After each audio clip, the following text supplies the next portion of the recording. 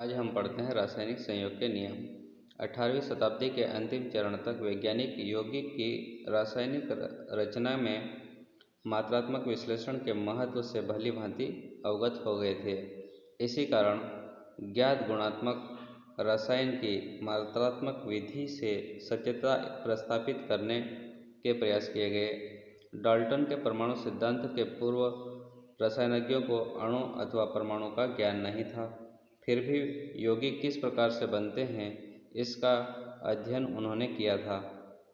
इस आधार पर यह पाया गया कि प्रत्येक रासायनिक अभिक्रिया कुछ नियमों के आधार पर होती है। ये नियम रासायनिक संयोग के नियम कहलाते हैं। ये नियम 5 नियम होते हैं जो कि निम्नलिखित है। पहला नियम है द्रव्यमान संरक्षण का नियम या पदार्थ की अविनाशिता का नियम। इसको दिया था आंतोइन लेवोजियर ने। और सेकंड नियम है स्थिर या निश्चित अनुपात का नियम। इसे दिया था जोसेफ प्राउस्ट ने। निम्नलिखित हैं। पहला नियम है द्रव्यमान संरक्षण का नियम या पदार्थ की अविनाशिता का नियम। इसे दिया था लेवोजियर ने। सेकंड नियम है स्थिर या निश्चित अनुपात का नियम। इसे दिया था जोसेफ प्राउस्ट ने। थर्ड नियम है गुणित अनुपात का नियम। इसे दिया था जॉन डाल्टन ने। और फोर्थ नियम है व्युत्क्रम अनुपात का नियम या तुल्यांक समानुपात का नियम। इसे दिया था जेबी रिचर ने।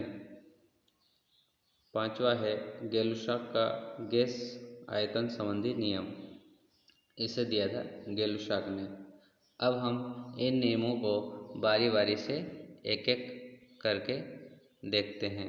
पहला नियम द्रव्यमान संरक्षण का नियम, पदार्थ की अविनाशिता का नियम। ठीक है। इस नियम के अनुसार सभी भौतिक एवं रासायनिक परिवर्तन में भाग लेने वाले पदार्थ का कुल द्रव्यमान परिवर्तन के पश्चात बने हुए पदार्थ के कुल द्रव्यमान के बराबर होता है। या रासायनिक परिवर्तन में द्रव ना तो उत्पन्न होता है और न ही नष्ट होता है, उसका केवल रूप या अवस्था में परिवर्तन हो सकता है। ठीक है। द्रव ना तो बनाया जा सकता है और ना ही नष्ट किया जा सकता है। ठीक है। तो चलिए इसे लिख लीजिए। इस नियम को प्रयोगों द्वारा लैंडोल्ट ने देखा था, इसलिए इसे लैंडोल्ट का प्रयोग भी कहते हैं। यहाँ पर एक एच आकार की ट्यूब में एक तरफ सिल्वर नाइट्रेट का विलयन तथा दूसरी तरफ सोडियम क्लोराइड का विलयन लेते हैं और अब इनके दोनों मुंह बंद कर देते हैं। अब इसे तौल लेते हैं। तौलने के पश्चात जो द्रव्यमान प्राप्त होता है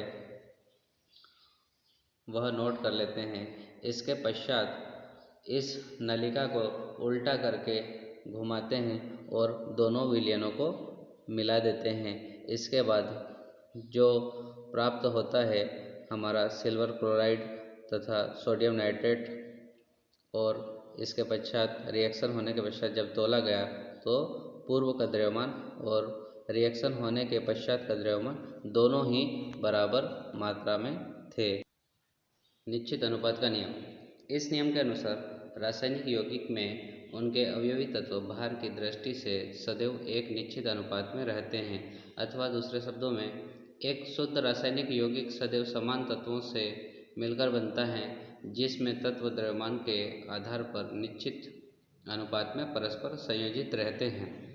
ठीक है। जैसे अगर जल चाहे कोई भी स्रोत से प्राप्त किया गया हो, जैसे नल से, हैंडपंप से, कुओं से, तालाब से, नदियों से, समुद्र से आदि, एक भार की दृष्टि से जो है सदैव 1:8 में ही रहेगा। ठीक है। थर्ड नियम है जॉन डाल्टन का गुणित अनुपात का नियम।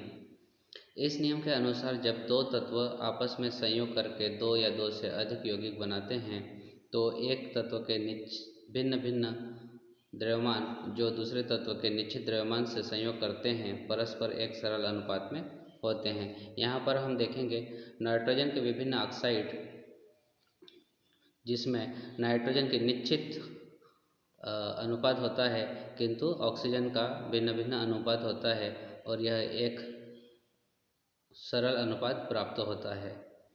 फोर्थ नियम है हमारा व्युत्क्रम अनुपात का नियम या तुल्यांक समानुपात का नियम। इस नियम के अनुसार जब दो या दो से अधिक तत्व अलग अलग किसी तीसरे तत्व के निश्चित द्रव्यमान से संयोग करते हैं तो पहले दोनों तत्वों के द्रव्यमान या तो उसी अनुपात में होंगे जिसमें दोनों आपस में संयोग करते हैं अथवा उनका कोई सरल गुणांक होगा। दूसरे शब्दों में, यदि दो तत्व A तथा B किसी तीसरे तत्व C के निश्चित द्रव्यमान से संयोग करते हैं तो A और B के द्रव्यमान या तो उसी अनुपात में होंगे जिसमें वह दोनों संयोग करते हैं अथवा यह अनुपात उनके संयोग करने वाले द्रव्यमानों के अनुपात का सरल गुणांक होगा। यहाँ पर हम देखते हैं दो तत्व कार्बन और ऑक्सीजन अलग अलग हाइड्रोजन के एक निश्चित द्रव्यमान से दिए गए अनुपात में संयोग करते हैं और मीथेन तथा पानी बनाते हैं। यहाँ पर हाइड्रोजन व कार्बन का अनुपात जो है 4:12 है तथा पानी में यह अनुपात जो है 2:16 है बाहर की दृष्टि से। पांचवा नियम है गै-लुसाक का गैस आयतन संबंधी नियम।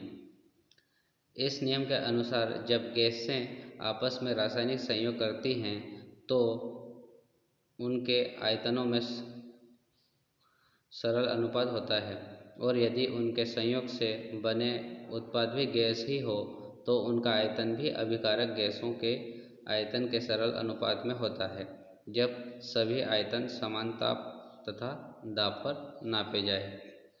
जैसा कि हम यहाँ देख सकते हैं हाइड्रोजन तथा क्लोरीन के संयोग से एक आयतन हाइड्रोजन का तथा एक आयतन क्लोरीन का दोनों आपस में रिएक्शन करके दो आयतन HCl के बनाते हैं।